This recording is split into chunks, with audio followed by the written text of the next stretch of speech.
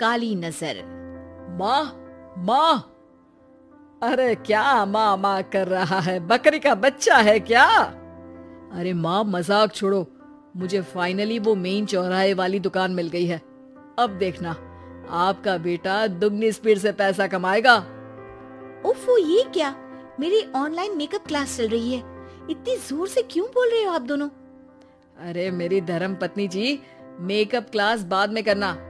वो चौराहे वाली दुकान मिल गई है हमको। अरे वाह, रुको, मैं अपनी माँ को फोन लगाकर बता देती हूँ। अरे मैं भी अपने रिश्तेदारों को बता देती हूँ। कितनी खुशी की बात है। हाँ हाँ, मैं भी अपने दोस्तों को बता देता हूँ। 1 हफ्ते बाद रजिस्ट्री है। बस, घर में खुशी का मौका था। उन तीनों ने अपने अपने फोन उठाए और लोगों में बात फैलाना शुरू कर दिया।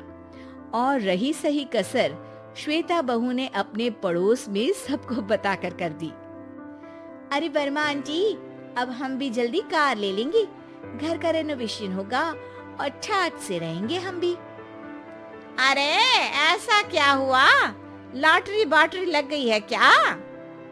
अरे इस बार चौराहे वाली मॉल में हमको भी दुकान मिल गई है।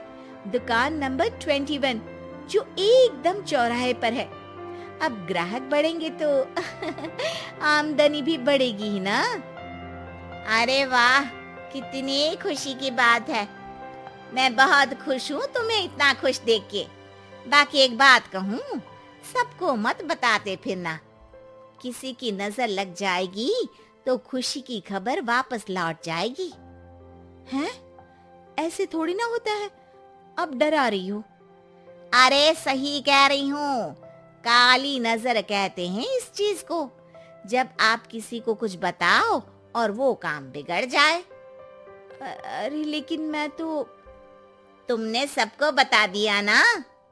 हाँ, फोन लगा लगा के। अब बच के रहना, काली नजर बड़ी खतरनाक होती है।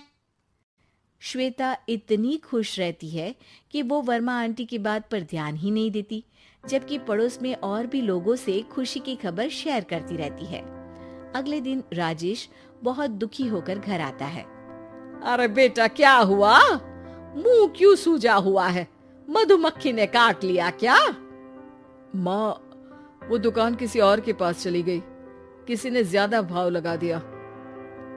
अरे पर बात तो आपसे हुई थी ना उस दुकान वाले की।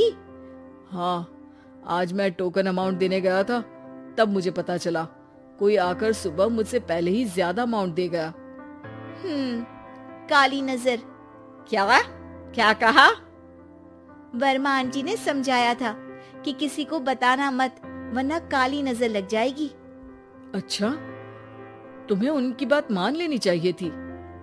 उनकी बात मान लेती, लेकिन उसके पहले ही सबको बता चुके थे ना हम तीनों। अरे अगली बार से ध्यान रखेंगे। कोई भी नई चीज होगी तो किसी को नहीं बताएंगे। तीनों कुछ दिन ऐसे ही रहते हैं, पर एक दिन श्वेता को एक मेल आता है। राजेश, मेरा ऑनलाइन मेकअप कोर्स कंप्लीट हो गया। अब मैं खुद का पार्लर खोल सकती हूँ। अरे वाह, अपने मोहल्ले में ही खोलते हैं। ये जो घर के सामने दुकान है ना, वहीं।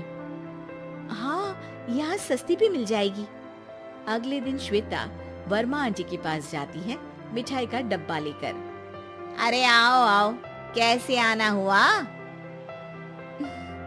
जोर से नहीं बोलूंगी। वो सामने वाली दुकान है ना, वहाँ मैं अपनी पार्लर की दुकान खोलने वाली हूँ। उसकी मिठाई है। अरे वाह, बहुत बधाई हो तुमको। हाँ, मैं कमाने लगूंगी तो राजेश पर पूरे घर का बोझ नहीं रहेगा ना आंटी जी। ये तो है, पर ये बता कि तूने ये बात किसी और को तो नहीं बताई ना? अरे नहीं नहीं, पिछली बार गलती कर दी थी। काली नजर लगी किसी की और राजेश के हाथ से वो दुकान चली गई थी। सबको मत बताना। चलो मैं चलती हूँ, कल दुकान की बात करने भी तो जाना है।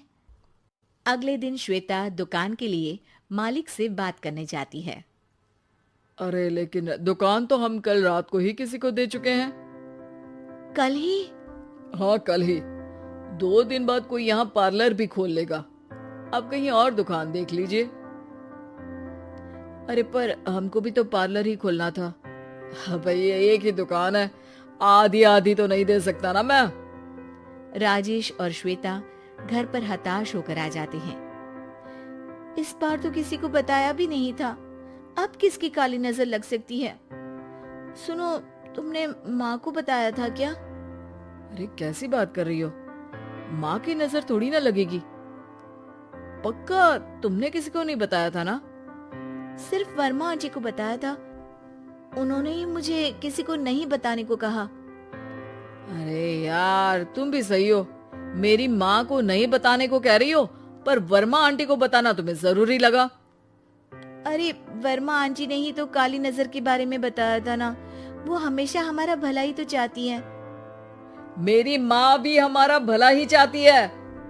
अरे पर चिल्ला क्यों रहे हो, बात नहीं कर सकते क्या आराम से? नहीं आता वो आराम से बात करना, और करना भी नहीं चाहता हूँ मैं। दुकान जाने का दुख गुस्से में बदल गया था और राजेश और श्वेता में बात बंद हो गई थी। 2 दिन बाद मोहल्ले में पार्लर का इनॉग्रेशन हुआ, जिसमें मोहल्ले के सभी लोगों को बुलाया गया, पर श्वेता, राजेश और माँ नहीं जाते। माँ, अंदर आ जाओ, क्या देख रही हो? अरे नया पार्लर देख रही हूँ अपने आंगन से। देखो, माँ को दूसरे का सुख देखने में कितना मजा आ रहा है, मेरा दुख नहीं दिख रहा इन्हें। यहाँ मेरा पार्लर भी तो हो सकता था। अरे चुप रहो यार, हर बात में लड़ाई क्यों ढूंढ रही हो? राजेश और श्वेता फिर बहस करने लगते थे। तभी माँ ने दोनों को बाहर बुलाया। अरे जरा देखो तो, दुकान चलाने वाले का बोर्ड पर नाम क्या लिखा है? श्रुति वर्मा। गाड़ी निकाले बेटा, हमें कहीं जाना है। काली नजर का इलाज कराने? राजेश अपनी बाइक निकालता है। तीनों ट्रिपलिंग कर रहे हैं। माँ राजेश को उस मॉल वाली दुकान पर लेकर जाती है जहाँ राजेश अपनी दुकान खोलने वाला था। यही दुकान लेना चाहता था ना तू? हाँ, पर इनको भी दुखी करने लेकर आई हो क्या यहाँ पर दुकान दिखाकर? वहाँ काफी नहीं था? अरे श्वेता, थोड़ा सब्र रख, अभी पता चलेगा कि हम यहाँ क्यों आए हैं। बता, इस दुकान चलाने वाले का नाम क्या है? अनुपम वर्मा। कुछ समझ में आया? वो दुकान वाली श्रुति वर्मा, ये दुकान वाला अनुपम वर्मा, और हमारे पड़ोस में हमने उस दुकानों के बारे में बताया किसको था? वर्मा आंटी को। मतलब वर्मा आंटी ही हमारा काम बिगाड़ रही है? नहीं नहीं, ऐसा नहीं हो सकता, ये बस इत्तेफाक है। राजेश अपना फोन निकालता है और श्रुति वर्मा और अनुपम वर्मा के नाम फेसबुक पर सर्च करता है, जहां ये दोनों ही वर्मा आंटी के रिश्तेदार होते हैं। श्वेता को समझ में आ जाता है कि वर्मा आंटी की ही नजर काली नजर है। अब क्या करना है? कोई भी खुशी की खबर हो तो काली नजर से बचना है, यानी वर्मा आंटी से बचना है। अरे पर मुझे ये समझ में नहीं आया कि वो हमारे साथ ऐसा क्यों करेंगी। अरे बेटा, एक सीख है, दूर के आदमी को आपकी तरक्की से कम परेशानी होगी, पड़ोसी को ज्यादा। दोनों माँ की बात में हामी भरते हैं और अगला काम चुपचाप करने की कसम खाते हैं, ताकि आगे से वर्मा आंटी कोई काम ना बिगाड़ सके।